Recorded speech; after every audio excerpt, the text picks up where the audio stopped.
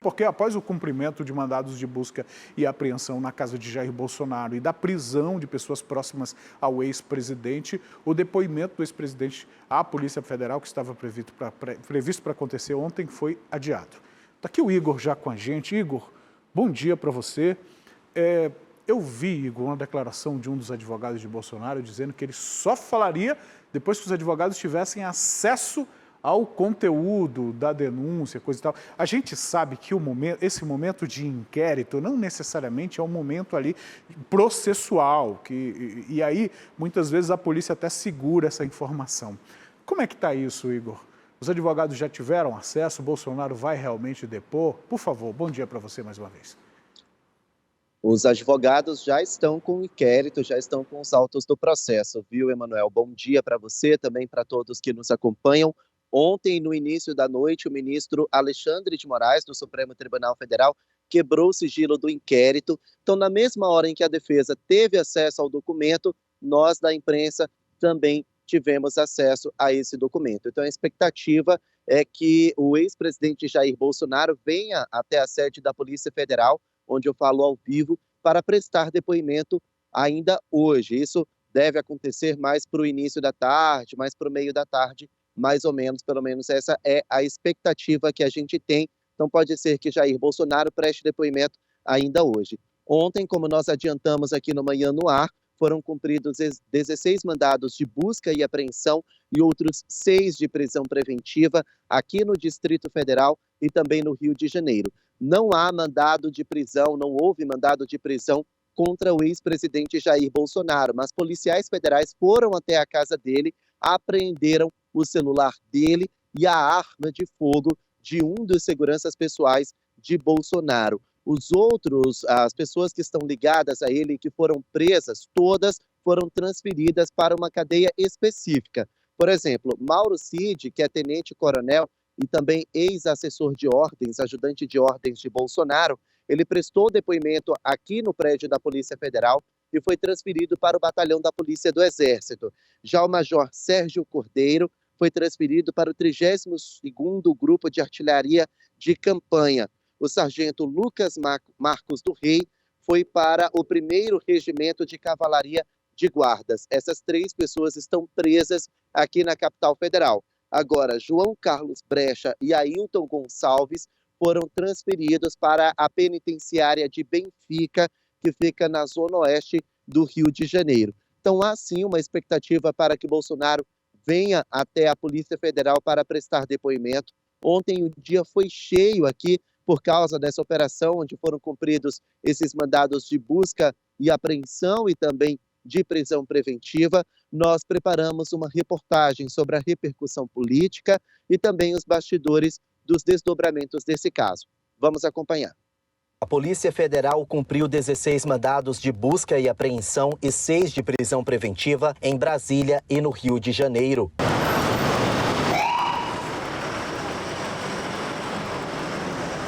O ex-presidente Jair Bolsonaro foi um dos alvos da operação. Os policiais apreenderam na casa dele o celular pessoal para perícia. Os mandados de prisão são contra pessoas ligadas ao ex-presidente. Os policiais federais prenderam o ex-ajudante de ordem de Bolsonaro, Mauro Cid Barbosa. Na casa dele, os agentes apreenderam $35 mil e R$16 mil, tudo em dinheiro vivo. Entre os presos estão também o sargento Luiz Marcos dos Reis, que era da equipe de Mauro Cid, além de 3 seguranças pessoais de Bolsonaro, o major do Exército Sérgio Cordeiro, o também major Ailton Gonçalves e o policial militar Max Guilherme. Também foi preso o secretário de governo de Duque de Caxias, João Carlos Souza Brecha. Tanto João Carlos quanto Ailton Gonçalves já estão no presídio de Benfica, no Rio de Janeiro. Foi o ministro do Supremo Tribunal Federal, Alexandre de Moraes, que determinou as prisões. Os mandados estão inseridos no inquérito das milícias digitais. As investigações apontam que os presos fazem parte do grupo que inseriu dados falsos de vacinação contra a Covid-19 no sistema do Ministério da Saúde. As informações adulteradas são de Bolsonaro, da filha caçula do ex-presidente e de amigos próximos. A suspeita é que a falsificação tenha sido para burlar as restrições sanitárias relacionadas à Covid-19 que impedem a viagem aos Estados Unidos de quem não tomou o imunizante.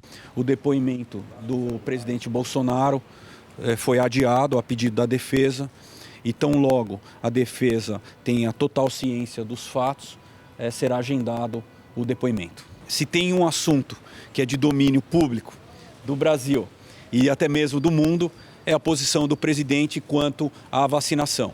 Todo mundo sabe que o presidente não se vacinou, todo mundo sabe que o cartão de vacinação do presidente já foi objeto de hackeamento e diante disso a defesa vai estudar o que se encontra no processo nos autos e no momento oportuno vai se manifestar pelo agendamento do depoimento do presidente. Não há nenhuma razão para que o presidente, eu ou quem quer que seja dos familiares dele, tivessem interesse ou desejo de qualquer adulteração no cartão de vacina dele. De acordo com a Polícia Federal, no sistema do Ministério da Saúde, Bolsonaro e a filha estão com o esquema vacinal completo. O ex-presidente negou qualquer adulteração. Eu não tomei a vacina, uma decisão pessoal minha, depois de ler a bula da Pfizer, resolvi não tomar vacina.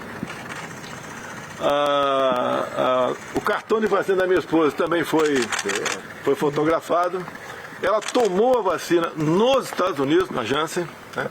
E a outra minha filha, que eu respondo para ela, Laura, de atualmente 12 anos, não tomou a vacina também, tem laudo médico tocante a isso. Bolsonaro seguiu para a sede do Partido Liberal, no centro de Brasília. Ele recebeu aliados políticos. O líder da oposição na Câmara afirmou que confia na inocência do ex-presidente. Muitos de vocês fizeram matérias nesses anos que passaram aí do Bolsonaro nos Estados Unidos comendo pizza na rua, porque ele não poderia entrar no local que ele não tinha tomado vacina. Obviamente está chateado com essa situação. No entanto, segundo a investigação, no sistema da Rede Nacional de Dados em Saúde, aparece a aplicação de 2 doses da Pfizer no ex-presidente. A primeira teria sido aplicada em 13 de agosto de 2022 e a segunda aplicada no dia 14 de outubro, no mesmo estabelecimento, no Centro Municipal de Duque de Caxias, no Rio de Janeiro. Os dados foram incluídos no sistema no dia 21 de dezembro do ano passado. Porém, 6 dias depois, no dia 27 de dezembro, às 8 horas e 59 minutos da noite, foram apagados sob alegação de erro. As investigações começaram quando a Polícia Federal rastreou uma conversa de Mauro Cid com servidores da Secretaria de Governo de Duque de Caxias. Nas mensagens, Mauro Cid pede um registro falso de vacinação contra a Covid-19 para ele e a esposa. De acordo com as investigações, o mesmo esquema foi utilizado para fraudar os dados do esquema vacinal do ex-presidente Jair Bolsonaro e da filha caçula dele. Cláudia Helena foi alvo de um dos 16 mandados de busca e apreensão. Ela prestou depoimento na Polícia Federal do Rio de Janeiro. Os envolvidos podem responder por associação criminosa, infração de medida sanitária preventiva, inserção de dados falsos em sistemas de informação e corrupção de menores. Bom, o ex-secretário de comunicação do governo Bolsonaro, Fábio Van Garten, é o advogado que lidera a defesa do ex-presidente e deve utilizar alguns argumentos. O primeiro argumento que ele deve utilizar na Polícia Federal é que Bolsonaro viajou para os Estados Unidos ainda quando era presidente. E na condição de presidente da República, Bolsonaro não precisaria apontar nem apresentar o cartão de vacinas. Presidentes da República não precisam comprovar que foram vacinados contra a Covid-19. E por isso Bolsonaro teria viajado ainda na condição de presidente. Um outro argumento que deve corroborar, que deve confirmar esse argumento da defesa de Jair Bolsonaro é que em locais particulares ele teve que ficar do lado de fora. A gente viu aí que ele tentou entrar numa pizzaria, não conseguiu e comeu pizza na calçada. Isso porque ele pode entrar sem vacina nos Estados Unidos. Agora, para acessar estabelecimentos comerciais, ele precisaria apresentar o cartão de vacina. Como em tese ele não teria sido vacinado, ficou ali na calçada daquela pizzaria nos Estados Unidos. Esses são alguns dos argumentos que a defesa do ex-presidente Jair Bolsonaro deve apresentar para dizer que ele não sabia dessa adulteração, que ele não se vacinou, que ele sempre defendeu que não se vacinou e que não iria se vacinar. Agora, o relatório da Polícia Federal aponta que pessoas ligadas a Bolsonaro teriam se invadido o sistema do Ministério da Saúde e adulterado alguns cartões de vacina, alguns dos esquemas vacinais de pessoas ligadas a ele. a gente vai seguir acompanhando. Inclusive, a gente entrou em contato com a defesa de cada uma dessas pessoas que foram citadas na matéria, mas nenhuma delas se posicionou até o momento, viu, Emanuel? Se é uma coisa realmente dos assessores, Igor, isso demonstra como assessores e pessoas próximas prejudicam ou prejudicaram Bolsonaro ao longo do mandato dele e agora, neste momento. Por isso também a apreensão dos telefones celulares, porque será investigado justamente se o ex-presidente tinha conhecimento das fraudes que estavam acontecendo. A despeito do que a gente pensa, ou muita gente possa dizer, uma operação da Polícia Federal, para ver uma alteração ali no cartão de vacina, tem coisas muito mais importantes para serem investigadas, mas, pelo amor de Deus, alguém com os holofotes em cima, com a possibilidade de um revanchismo por parte dos adversários políticos, se prestar ou ter proximidade com um tipo de fraude tão tosca como essa, de fazer adulteração, e a gente está falando, a falsidade ideológica, Igor, até que a pena é pequena, mas inserir dados falsos no sistema, aí a gente está falando de uma pena mais grave. Isso pode complicar a vida dos investigados e até mesmo do ex-presidente.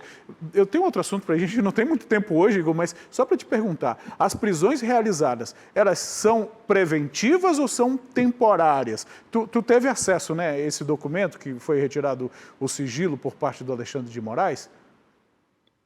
Os 6 mandados de prisão são em caráter preventivo. As 6 pessoas foram presas preventivamente, de acordo com o inquérito que foi disponibilizado pelo ministro Alexandre de Moraes. Isso significa que a pessoa é presa preventivamente quando corre algum risco dela fugir ou quando corre algum risco dessa pessoa atrapalhar o processo investigativo. Como são pessoas que estão debaixo de um esquema considerado fraudulento, então Alexandre de Moraes mandou prender a todos de forma preventiva, Emanuel. A gente lembra que a prisão preventiva não tem uma data específica para ficar preso. Podem ficar presos durante todo o processo judicial. A exemplo de Anderson Torres. Todo mundo já saiu da cadeia, mas Torres continua lá, viu?